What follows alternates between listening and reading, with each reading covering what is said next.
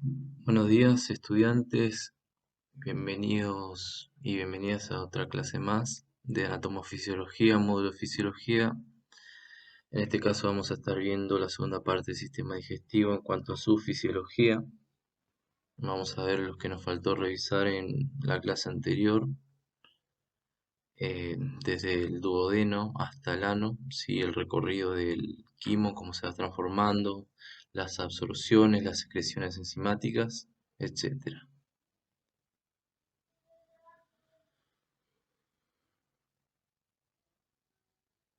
Primero me gustaría recordar un poco lo que es las secreciones enzimáticas en el estómago.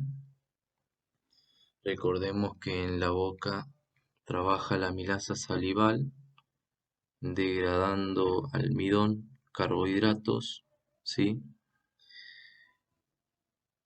Y la amilasa salival continúa funcionando incluso en el estómago, pese a que su pH es muy ácido, porque en un principio el quimo, que cuando y llega al estómago se llama bolo alimenticio, acá es transformado en una pasta más líquida por las secreciones gástricas.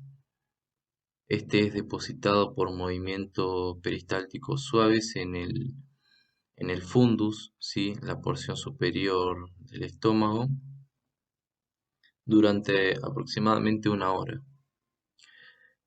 Y la amilasa salival continúa funcionando. Se inactiva en contacto con el ácido clorhídrico del estómago, pero cuando entra en contacto con el ácido clorhídrico del estómago, se activa otra enzima que proviene de la boca, que es la lipasa lingual. La lipasa lingual va a degradar lípidos, triglicéridos, ¿sí? Que se encuentran en el quimo, pero no es la principal enzima que degrada lípidos, y ahora vamos a ver cuál es entonces la principal enzima. Continúan, entonces yo había dicho que se secreta ácido clorhídrico por actividad de las células parietales. También se secreta mucus, es decir, moco, por las células mucosas del cuello y las células de la superficie endotelial del estómago. También tenemos secreciones enzimáticas, la lipasa gástrica, que así como la lipasa lingual degrada triglicéridos, ¿sí? También no es la principal enzima que degrada lípidos, ya que ésta se va a encontrar en el duodeno. Y por último, se secreta otra enzima por actividad de las células principales, que se secreta de forma inactiva porque si se secretara activa dentro de las células, empezaría a degradar las proteínas de la célula y terminaría por dañándola, y posteriormente esa célula se tendría que eliminar. Entonces se secreta inactiva, es activada por el ácido clorhídrico, por su pH ácido, y se convierte en pepsina, perdón, que es la forma activa del pepsinógeno. También me gustaría recordarles eh, las rutas que toman la bilis y el jugo pancreático hasta llegar al duodeno. Recordemos estos dos canales de los cuales salen del hígado, los canales hepáticos derecho-izquierdo, ¿sí? Después tenemos otro canal que es el que al unirse los conductos hepático derecho-izquierdo se forma el conducto hepático común, y este conducto hepático común entra en contacto con el conducto hepatocístico, que eh, el conducto hepatocístico, acá lo tenemos, que conecta también con con la vesícula biliar, Lo que tiene es, que no había mencionado en el anterior cuatrimestre, es que la bilis en realidad llega hasta este punto, es decir, hasta la ampolla hepatopancreática, y al encontrarse con el esfínter de Oddi cerrado, vuelve y se deposita en lo que sería la vesícula biliar. Entonces ahí llega al conducto cístico y es depositada en la vesícula biliar donde se absorben algunos iones y agua también. Cuando es necesaria la bilis para la digestión, si recordamos la digestión tiene tres fases, en este caso la fase intestinal, hay unas enzimas que promueven la liberación de la bilis porque lo que provocan, unas hormonas, lo que provocan es que se contraigan las, la musculatura de la vesícula biliar, sí, la capa muscular, y de esta manera libere la bilis. También provocan la relajación del esfínter de Oddi. Y estas son la colecistocinina, que estimula la liberación de bilis, y la secretina, que estimula la liberación de jugo pancreático. Siguiendo entonces el trayecto, cuando es estimulada la secreción de bilis, llega hasta el duodeno porque se relajó también el esfínter de Oddi y a su vez el jugo pancreático también es secretado.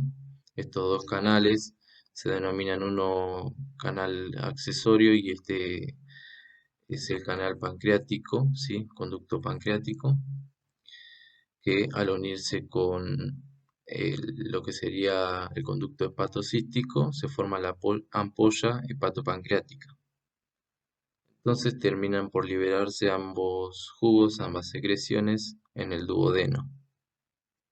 Entonces, dije que estas hormonas, la colecistocinina secretada por las células SK en sus siglas y las células S que se encuentran en el intestino delgado, dije que liberaban estos jugos, provocaban la liberación de estos jugos, ¿sí? Pero, ¿qué estimulaban esas hormonas? Era la llegada del quimo, obviamente. El quimo lo que hace es sus aminoácidos que contiene y sus triglicéridos, sus ácidos grasos, activan, estimulan a estas células, las células S y las células SK, a que liberen secretina y colecistocinina. Y de esta manera, en esta fase se estaría dando la regulación hormonal, ¿sí? Cuando ya no hay quimo, ya no hay aminoácidos, no hay ácidos grasos que estimulen la secreción de estas hormonas y por ende se deja de liberar bilis y jugo pancreático. Otro estímulo que es provocado por la llegada del quimo es el reflejo enterogástrico, que es un reflejo provocado por la distensión de las paredes al encontrarse el quimo ingresando al duodeno. ¿Sí? Los estiramiento del duodeno van a enviar el pulso nervioso hacia el bulbo raquídeo. Recuerden que el bulbo raquídeo tiene mucha incidencia en el funcionamiento del sistema digestivo, sobre todo en lo que respecta a los movimientos de peristaltismo, los movimientos segmentarios.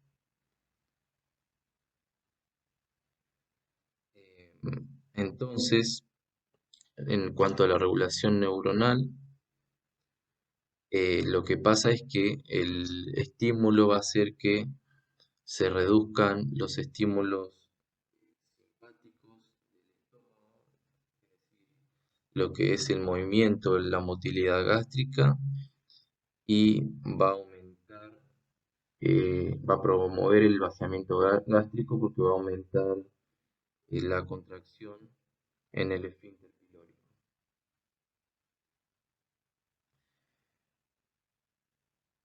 Entonces, así daríamos por finalizado lo que sería el repaso de las glándulas accesorias, secreción de bilis y secreción de jugo pancreático por actividad de estas hormonas, secretina y colecistocinina.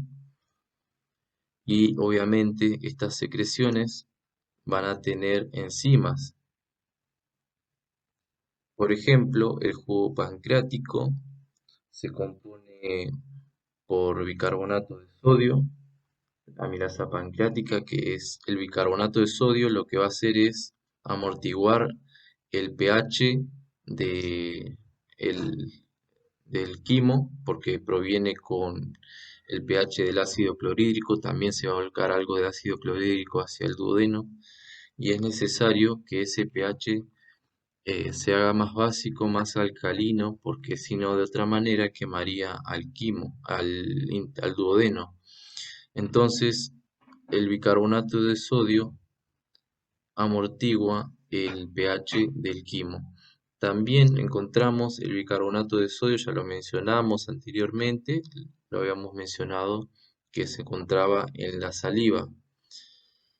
Y también tenía la misma función junto al fosfato, el de amortiguar algunos alimentos de pH ácido que nos podemos meter en la boca, podemos ingestar para proteger todo lo que sería las células bucales y el esmalte de los dientes. Estas son las enzimas que secreta el jugo pancreático, amilasa salival y la lipasa pancreática, que es la amilasa pancreática, perdón, y lipasa pancreática. La amilasa pancreática y la lipasa pancreática lo que hacen es terminar de degradar los productos o subproductos que fueron obtenidos por las enzimas anteriores, o tal vez no llegaron a degradar todas las moléculas que debían degradar, y estas enzimas se encargan de terminar ese proceso para obtener moléculas simples como monoglicéridos o ácidos grasos de cadena corta, de cadena larga, en caso de la lipasa pancreática, y también la amilasa pancreática va a degradar eh, las moléculas de almidón, los disacáridos, los trisacáridos en monosacáridos. Tenemos también otras enzimas que no habíamos visto antes, que son la ribonucleasa y desoxirribonucleasa. Lo que van a hacer estas enzimas es degradar, como bien su nombre lo dice, ribo y desoxirribo, degradar ácido nucleico y ácido ribonucleico, ¿sí? Recuerden desoxirribonucleico y ribonucleico. Recuerden que el ácido ribonucleico es el ácido, el ADN, y el desoxirribonucleico el ARN. Entonces, si ustedes se ponen a pensar, eh, el ADN, todas las células que ingerimos contienen ADN y es necesario que sea degradado. Y por eso son necesarias estas enzimas. También pueden contener ARN, ¿sí? En forma de ARN mensajero, ribosomal, etcétera. O bien podemos ingerir bacterias, que las bacterias no tienen ADN, tienen ARN. Otras enzimas que encontramos en el jugo pancreático son enzimas que terminan de degradar péptidos, ¿sí? Es decir, cadenas de aminoácido. Cada enzima va a actuar sobre un aminoácido diferente, ¿sí? Son específicas. Y también se secreta un inhibidor de la tripsina, que es una enzima degradadora de proteína, que puede ser secretada por error, y el inhibidor de la tripsina cesa esta secreción de esta enzima.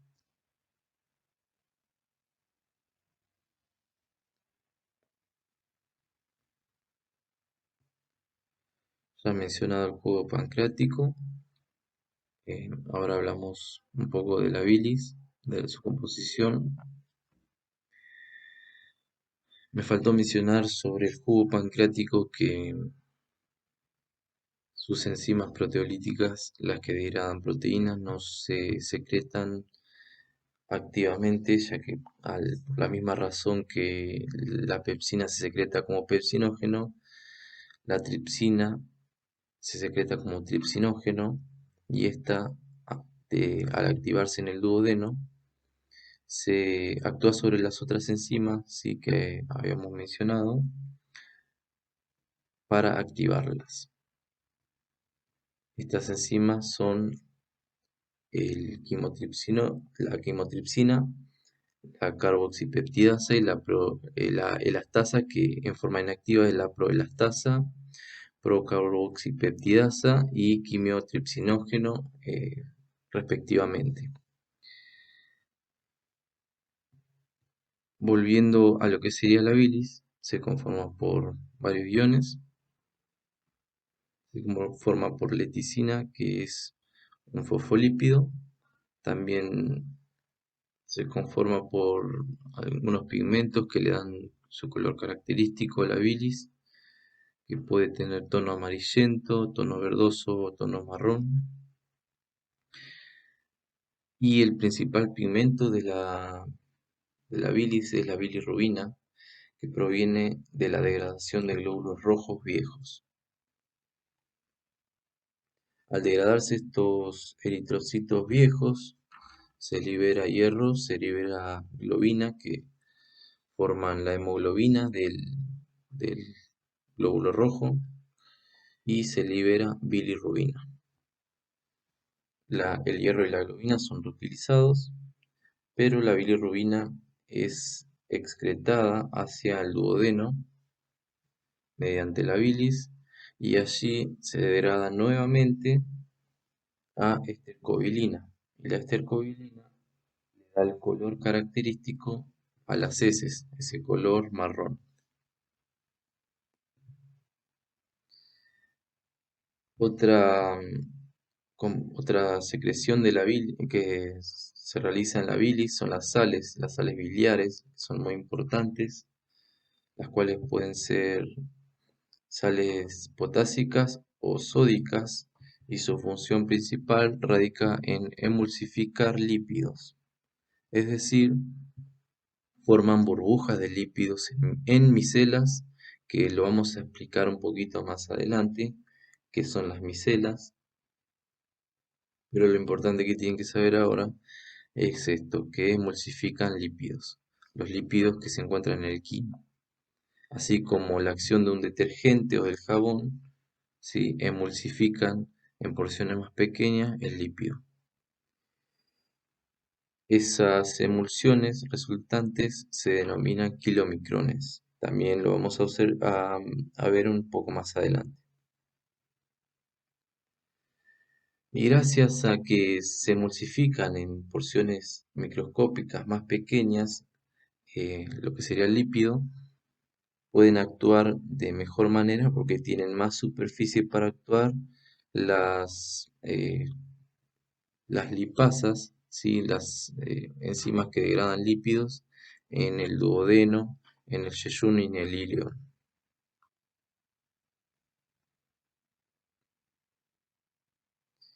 En cuanto a la bilis, la mayor parte de la bilis es metabolizada por las bacterias que se encuentran en el intestino delgado.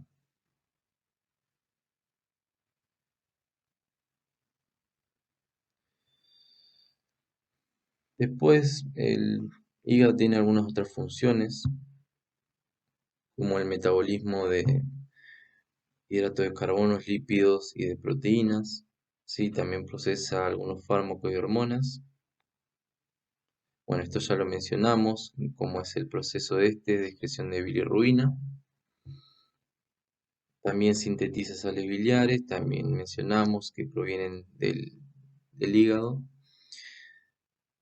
Tiene función de almacenamiento también, ¿sí? De glucógeno y de vitaminas, también de algunos minerales. También participa en fagocitosis y activación de la vitamina D.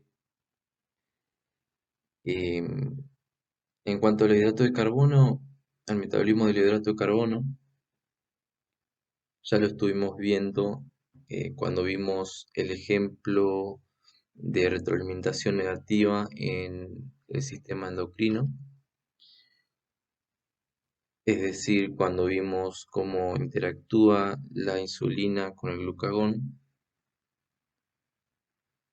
cuando la glucemia es muy, es muy alta en la sangre, lo que hace es que la insulina es que hace ingresar la glucosa en sangre hacia las células del cuerpo y hacia los hepatocitos. Pero en los hepatocitos la glucosa excedente es almacenada como glucógeno. En cambio, si la glucemia es baja, ese glucógeno almacenado es liberado nuevamente en forma de glucosa. También puede convertir algunos aminoácidos, ácidos lácteos, galactosa, fructosa, que son otros azúcares, en glucosa. En cuanto al procesamiento de lípidos, también, así como almacenan glucógeno, almacenan triglicéridos y también degrada ácidos grasos para sintetizar ATP, que es la molécula energética. También sintetiza lipoproteínas que transportan ácidos grasos y cuando las células del cuerpo degradan eh, grasas saturadas, los hepatocitos utilizan estas grasas saturadas para sintetizar colesterol. En cuanto al metabolismo de proteínas, examina aminoácidos y elimina el grupo amino de los aminoácidos, y este también es utilizado para la síntesis de ATP. También sintetiza hidratos de carbono o grasas. Y el residuo resultante de este metabolismo es el NH3, ¿sí? El cual es muy tóxico para nuestro cuerpo, y este producto es convertido en un elemento menos tóxico, que es la urea. Y si recuerdan, cuando vimos la primera parte del digestivo, en la boca dijimos que también hay urea, porque también es excretado mediante las glándulas salivales, urea o ácido úrico, y en la piel también por las glándulas sudoríparas.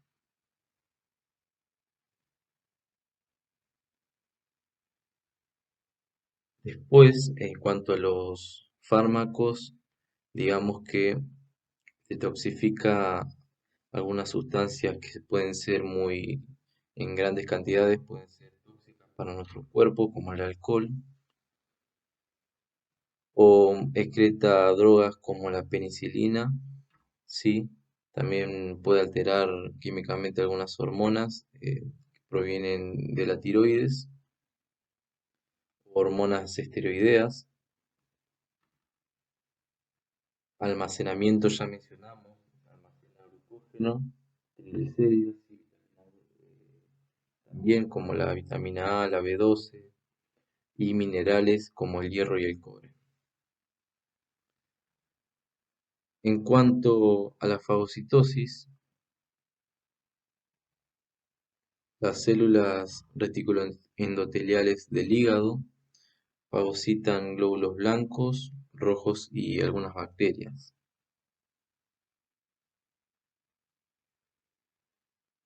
Y la activación de la vitamina D se ve implicada también el hígado, pero también la piel y los riñones.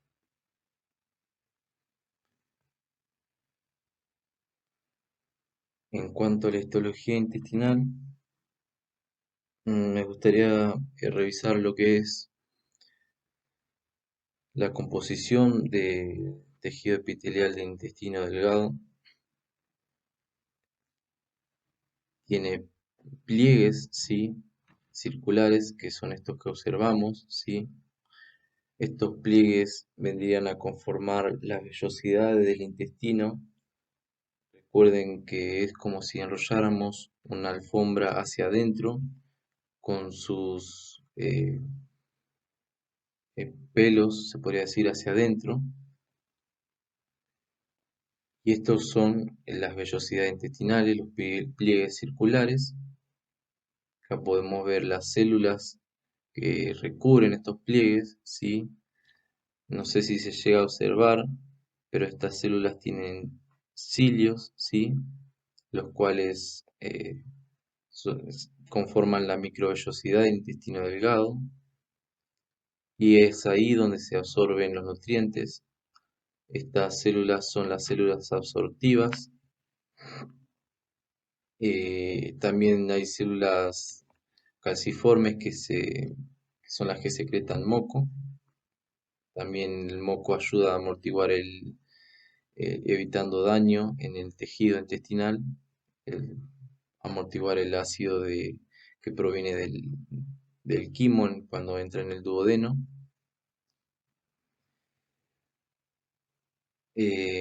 Solamente en las células absortivas se absorben los nutrientes que provienen del quimo.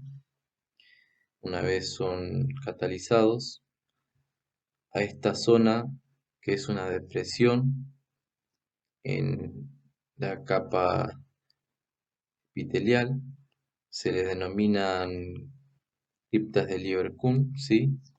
Estas criptas contienen algunas células que secretan hormonas, y es donde se encuentran las células SK que había mencionado anteriormente, y las células S, las cuales secretan estas dos hormonas, la colecistocinina y la secretina, que intervienen en la activación eh, de lo que sería el proceso para que se secrete jugo pancreático y bilis. Entonces ahí tenemos las células S secretan secretina, las células SK secretan colecistocinina y las células K secretan factor similar a la insulina. Otras estructuras que podemos encontrar en el tejido epitelial del intestino delgado son los vasos sanguíneos, ¿sí? Vénulas y arteriolas. También encontramos en el medio un vaso linfático, ¿sí? Que estos vasos linfáticos tienen un nombre específico, los vasos quilíferos, y ahora vamos a observar que tienen una única función, absorben algunas vitaminas, pero principalmente absorben lo que serían los quilometrones, que yo la había mencionado anteriormente, y son emulsiones de lípidos, ¿sí? Específicamente de cadena larga y monoglicéridos. Estos son emulsionados gracias a la acción de la bilis, específicamente gracias a las sales biliares, porque tienen carácter anfipático, es decir, una porción hidrofílica y otra porción hidrofóbica. Ahora, un poco más adelante, vamos a tratar mejor eso. Y por último, vemos otras estructuras eh, que se encuentran acá abajo, que son ganglios linfáticos. Estos vasos quelíferos se conectan con vasos linfáticos más grandes y las arteriolas y vénulas respectivamente con arterias y venas.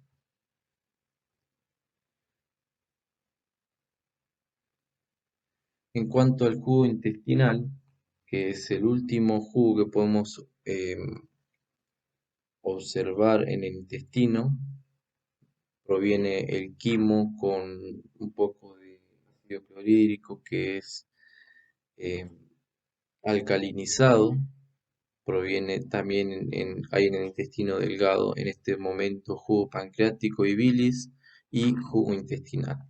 El jugo intestinal también tiene algunas enzimas que se le denomina enzima del ribete de cepillo, es decir, que se encuentran en esas vellosidades y se manejan en las mismas vellosidades, ¿sí?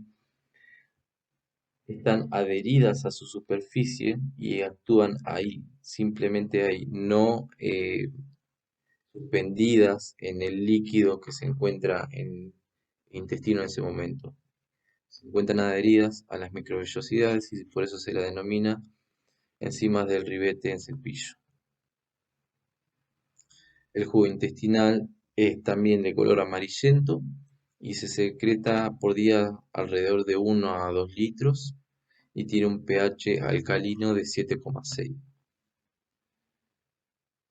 Su composición es de agua, moco, obviamente, y tiene algunas enzimas digestivas, como mencionaba recién, las enzimas de ribete en cepillo, las cuales pueden degradar y terminan de degradar lo que serían las proteínas, los azúcares y también tienen enzimas nucleasas que degradan ácidos nucleicos.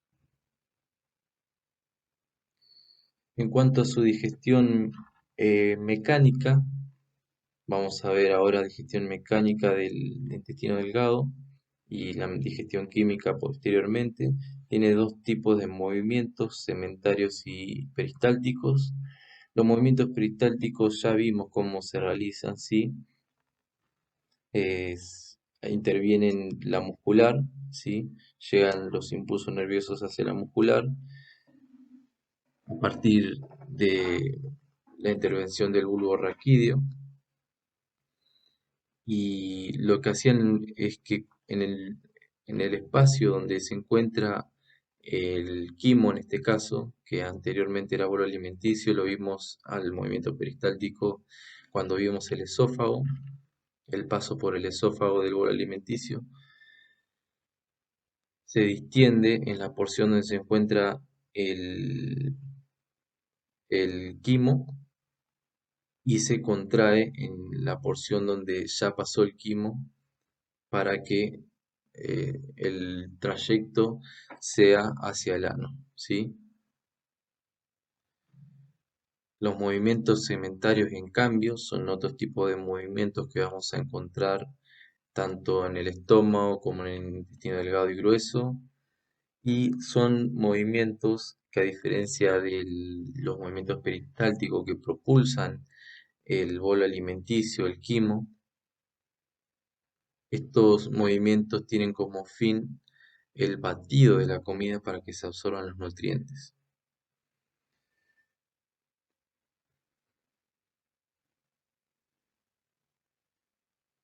En cuanto a la digestión química,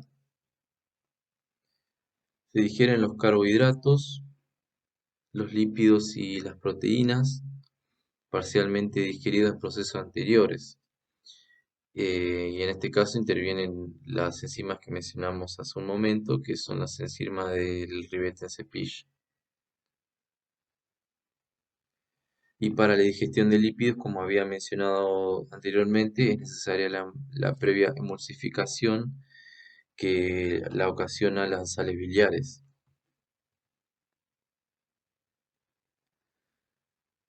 Por último, el intestino delgado, después de que se degradaron los alimentos, después de que fueron digeridos, es necesario que se absorban, ¿sí? Cada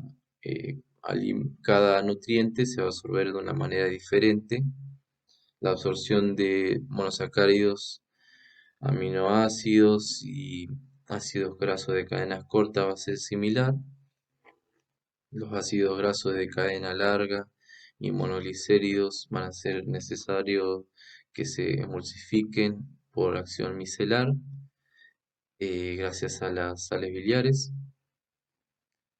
y se absorben también electrolitos que son iones con carga que conducen carga eléctrica y vitaminas y agua.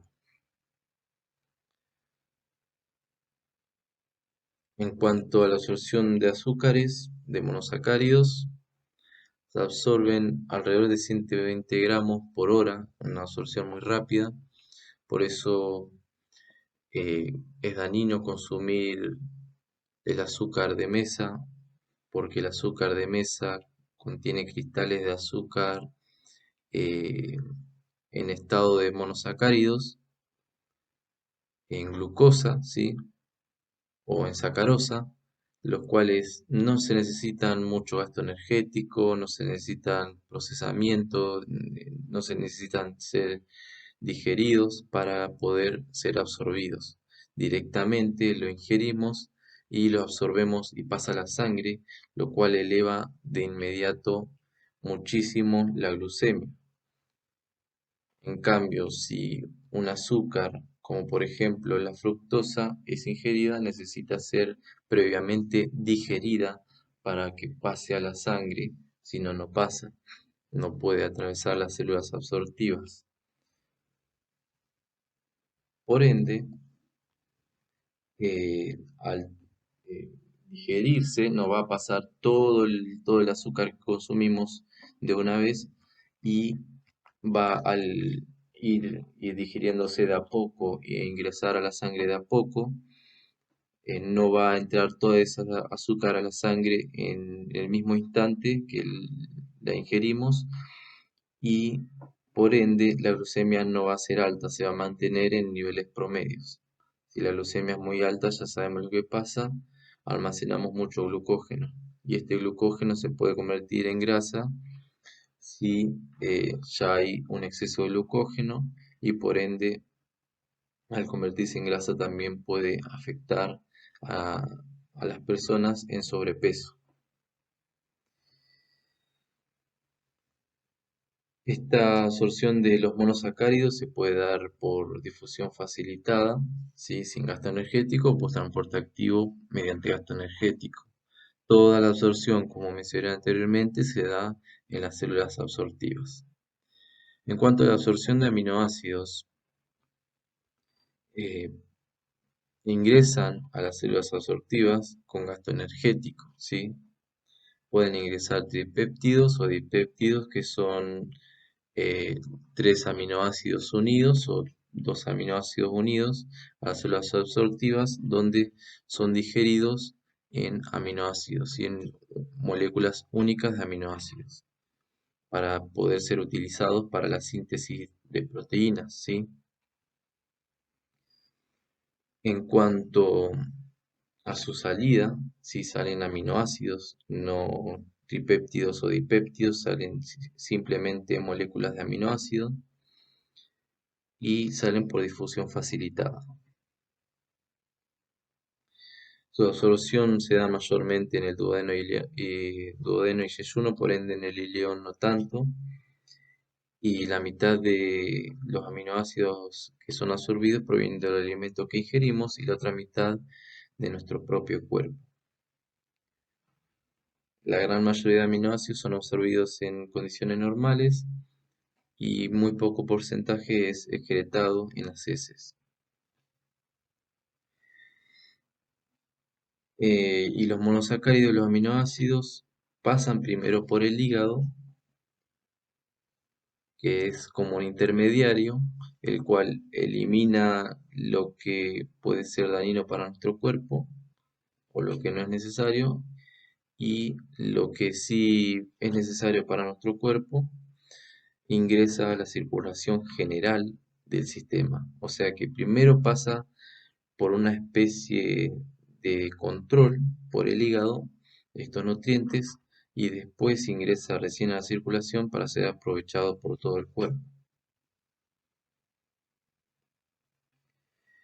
La absorción de lípidos ya lo estuvimos charlando, ¿sí? Los ácidos grasos de cadena corta son absorbidos como se absorben los aminoácidos y monosacáridos, pero los que son más grandes, como los ácidos grasos de cadena larga y monoglicéridos, es necesario que sean ingresados mediante micelas. Y ahora me quiero detener acá para mostrar esta imagen y terminar de comprender qué es la micela. Las micelas se conforman por las sales biliares, en este caso.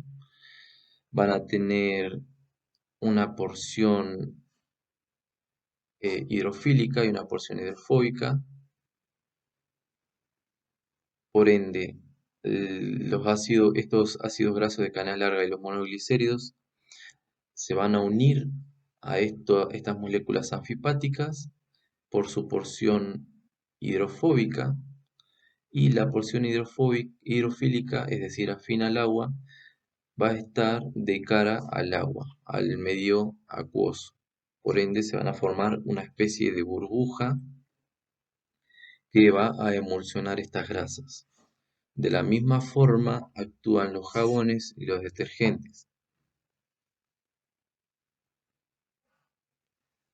En cuanto a la absorción de agua, se podría decir que al intestino delgado llega 9,3 litros por día, de los cuales 2,3 provienen de líquido ingerido y 7 de las secreciones hacia el intestino, como el jugo pancreático, bilis, secreción, secreción intestinal, ácido clorhídrico, y 0,3 litros, perdón, 0,9 litros son absorbidos en el intestino grueso. O sea que la gran mayoría de absorción de agua se da en el intestino delgado, aproximadamente unos 8,3 litros. Y solo 100 miligramos, 100 mililitros son excretados en las heces, ¿sí? En la materia fecal. 0,1 litro es excretado en las heces. Por lo cual la vía de excreción principal del agua es la orina. Y la absorción de agua se da gracias a los electrolitos que son absorbidos también en el intestino delgado y los nutrientes, ¿sí?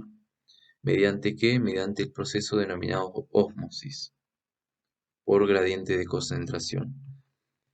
También se absorben vitaminas, las cuales pueden ser liposolubles o hidrosolubles, así como las hormonas pueden ser liposolubles o hidrosolubles. Las liposolubles se pueden adherir a los ácidos grasos y monoglicéridos que son emulsionados en las micelas, y al adherirse y encontrarse acá adentro, son ingresados a las células absortivas con las micelas. Un dato que me faltó mencionar es que las micelas no se absorben, sino que dejan el contenido en las células absortivas y son reutilizadas nuevamente para emulsionar nuevamente más grasa.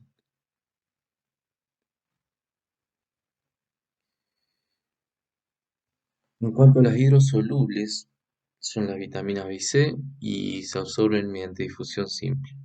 Hay una sola vitamina, que es la vitamina B12, que esta vitamina es una excepción, ¿sí? Porque necesita combinarse con el factor intrínseco que secretan las células parietales del estómago, y su absorción se lleva a cabo en el ileón, si la porción final del intestino delgado, mediante gasto energético. Había mencionado que el agua se absorbe por ósmosis gracias a la acción de electrolitos y de nutrientes. Pero ¿qué son los electrolitos? Son eh, iones, ¿sí? Que pueden transmitir electricidad, que pueden conducir electricidad. Estos iones se disocian en el medio acuoso del duodeno y difunden hacia la sangre, lo cual, como decía recién, provoca la ósmosis del agua. Estos pueden provenir de las secreciones del intestino o de los alimentos y líquidos que ingerimos. y la secreción, perdón, la absorción va a depender de qué ion se trate. Por ejemplo, los iones sodio pueden ingresar por difusión simple o transporte activo y egresan por la membrana vasolateral, es decir, por atrás de las células absortivas hacia los capilares, egresan mediante bombas sodio-potasio. Pero en cambio los iones de carga negativa pueden salir por el mismo canal de sodio-potasio aprovechando la salida de iones sodio y esto lo hacen por transporte pasivo o bien también pueden salir por gasto energético. Después hay un ion así como la vitamina B12 que necesita el factor intrínseco.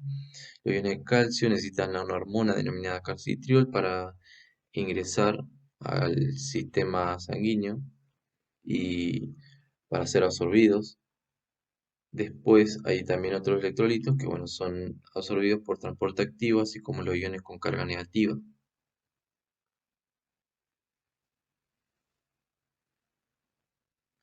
Algo que me faltó mencionar de respecto a la absorción de los lípidos es que los kilomicrones se forman recién en las células absortivas. Ingresan mediante acción micelar los ácidos grasos y los monoglicéridos a las células absortivas y allí son combinados con fosfolípidos, proteínas, para formar los kilomicrones, que son como pequeñas burbujas, las cuales están recubiertas de proteínas. Y esta cubierta de proteínas le va a servir que al ingresar a los vasos pilíferos no se, no se peguen entre sí, sí se vuelvan a formar emulsiones grandes de grasas. Y estos van a difundir entonces hacia los vasos pilíferos, que son esos vasos que le había mencionado que se encontraban entre los vasos, eh, las vénulas y las arteriolas, cuando estábamos viendo la composición epitelial del intestino delgado, van a ingresar por los vasos pilíferos porque tienen porosidades más grandes y no pueden pasar estas emulsiones de grasa, los kilomicrones no pueden pasar por los vasos sanguíneos.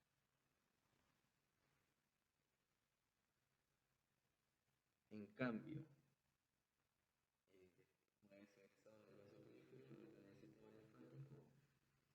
y llegan hasta la vena subclavia izquierda, donde ahí sí pueden ingresar al sistema circulatorio. ¿Sí?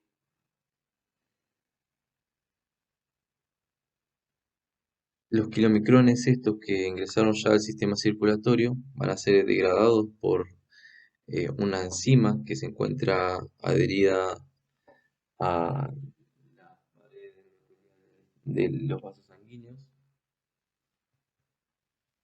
que se denomina proteína lipasa, ¿sí? Y la va a degradar a ácidos grasos y glicerol. Estos van a ingresar a los hepatocitos del hígado y a las células adiposas,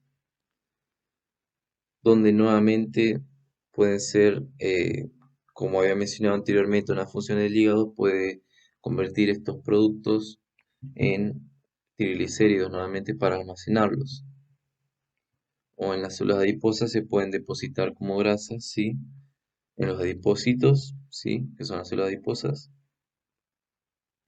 Y la mayoría los kilomicrones ya son absorbidos durante el primer momento donde pasan hacia la sangre, que son los primeros 10 minutos, y después de alrededor de 2 o 3 horas es absorbido el resto.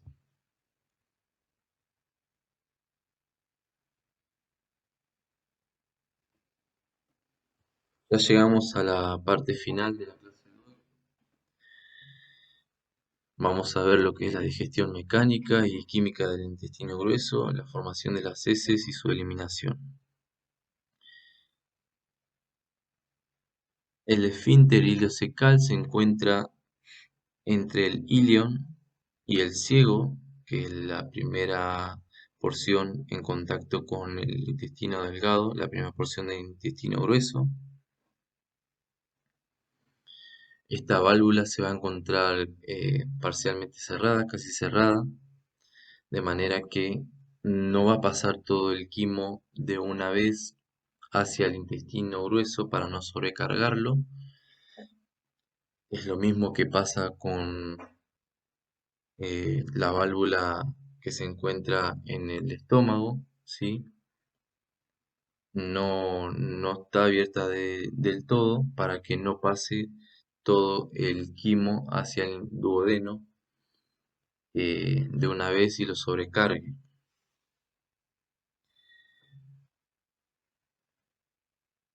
Entonces, un reflejo gastroiliar, ¿sí? Provocado por la presión que ejerce este quimo, va a intensificar la peristalsis en el ileón y se va a relajar el esfínter ileocecal. Esto pasa cuando empieza a ingresar el quimo hacia el ciego. Después de que el ciego se distiende, va a terminar esa peristalsis, se va a encontrar el quimo entre el ciego y la primera porción del colon, ¿sí? El colon ascendente. Va a empezar otro proceso denominado propulsión austral. ¿Y de dónde proviene este nombre? De las austras, ¿sí? Las austras son estructuras que se encuentran en el intestino grueso, que son como bolsitas. Si recuerdan la forma del intestino grueso, son como compartimentos uno sobre otro. Y estos compartimentos se denominan austras. En cuanto a la propulsión austral, se trata de que se relajan las austras que tienen quimo y se van llenando, ¿sí? Se van llenando y después de llenarse se comprimen, ¿sí? Se contraen nuevamente y se libera el contenido que estaba en esa ostra, en ese compartimento, hacia el siguiente compartimento.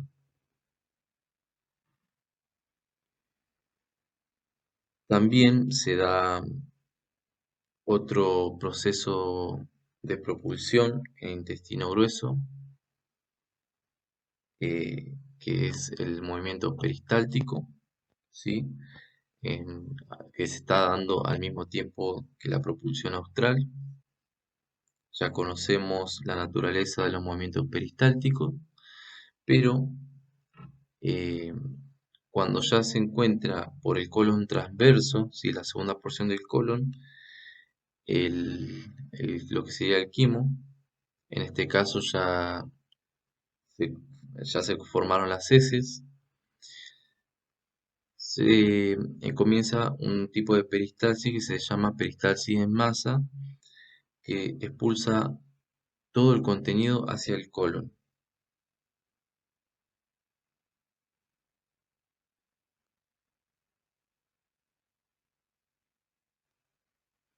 Eh, Acá hay un error, hacia el recto, ¿sí?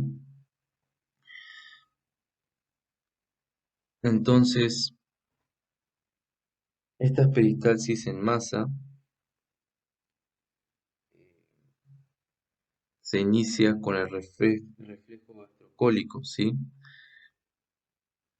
Que se da en el estómago, cuando los alimentos se encuentran en el estómago.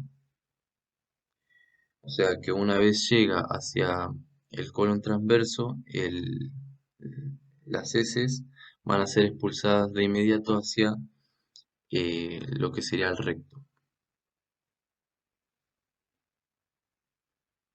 En cuanto a la digestión química, también se dan algunas absorciones, sobre todo vitaminas, en el intestino grueso, ya que la mayoría de absorciones se realizaron en el intestino delgado.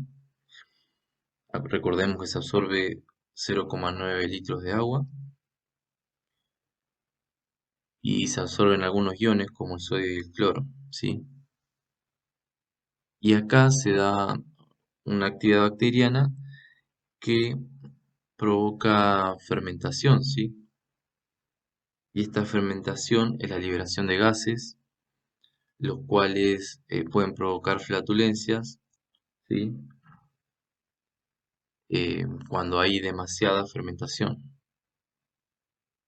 Es la etapa final de la digestión, ya no quedan muchos nutrientes que absorber y la actividad bacteriana que se da en este lugar eh, termina de degradar algunos compuestos que no podemos degradar por nuestra propia cuenta y entre ellos son estos productos bacterianos que se absorben son la vitamina B y la vitamina K. Como había mencionado, en esta porción, en el intestino grueso, se forman las heces. Va a pasar alrededor de 3 a 10 horas el quimo para transformarse en heces en el intestino grueso. Y en este caso se vuelve sólido, semisólido, porque se absorbe la mayoría de agua. Recuerden que nada más 0,1 litros se excretan en heces. Y las heces van a estar compuestas por sales inorgánicas que provienen de la bilis, por células que provienen de todo el tracto gastrointestinal, células que se descamaron de la capa epitelial de la mucosa, por algunas bacterias que pueden haberse adherido, producto de la descomposición de bacterias.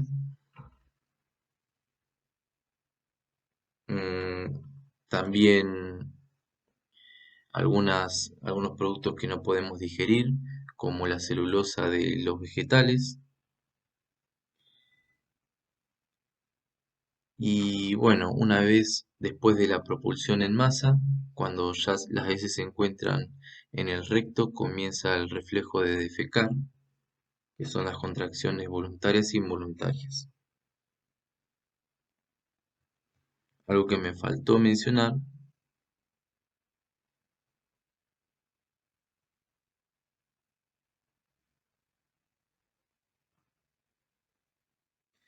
es que, es que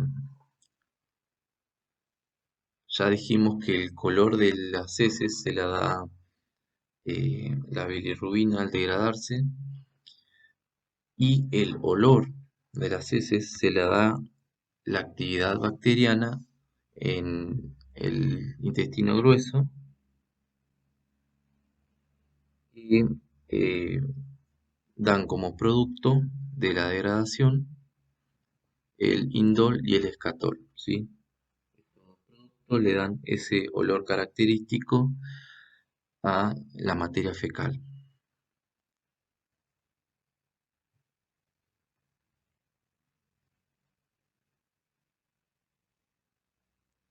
Por último, la expulsión y eliminación de la materia fecal se da cuando los receptores de estiramiento en el colon van a captar a las heces, ¿sí? Y estas van a enviar información hacia la médula espinal, donde se va a generar una respuesta parasimpática. Parasimpática, es decir, relajación.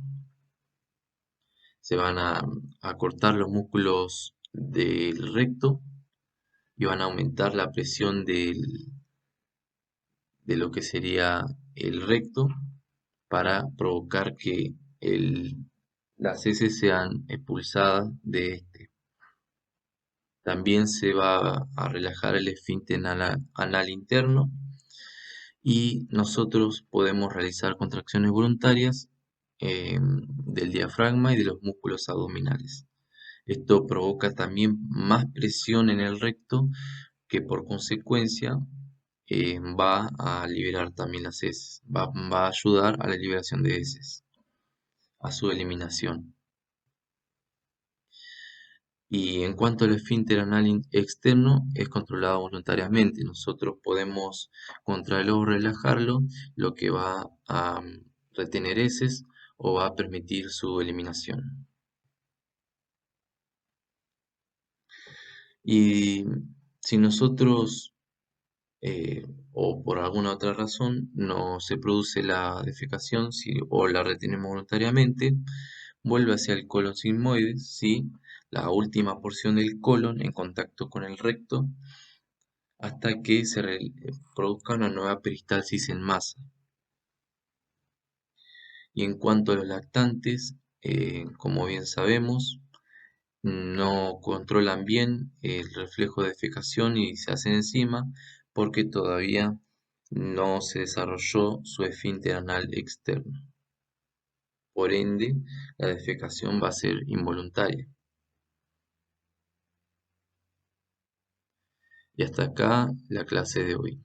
Muchas gracias.